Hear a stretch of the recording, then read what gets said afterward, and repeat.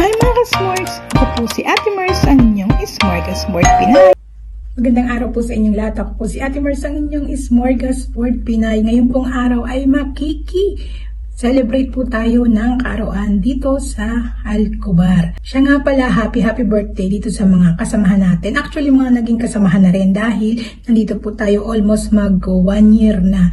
Actually, hindi naman namin sila mga talagang kasamahan sa trabaho, pero dahil nandito tayo, nandito pala ako, parte na rin po sila ng aking journey bilang OFW. So, tinuturing ko na rin silang mga kasamahan. So, kailangan po tayong makibagay bilang OFW, hindi dahil yung mga plastic, no? So, kinakailangan taos-puso natin yung ating pagkapwa-tao bilang OFW. So, ito na mga ka-Smorgs, panoorin na natin at alamin ko paano ba mag-celebrate ang mga OFW dito sa Palasyo.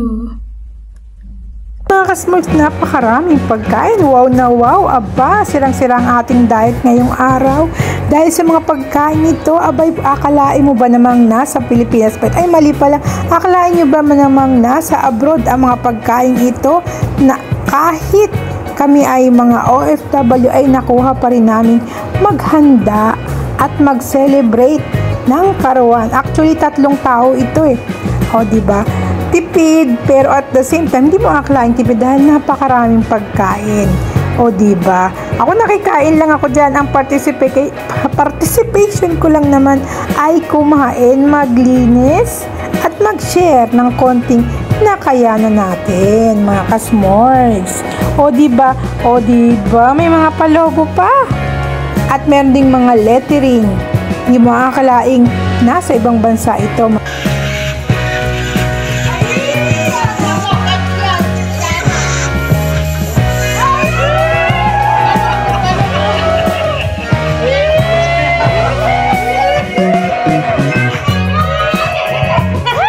Uy, kain tayo mga ka-Smorgs. Ayan yung mga kinuha ko. Actually, first batch pa lang yan. May part 2 pa.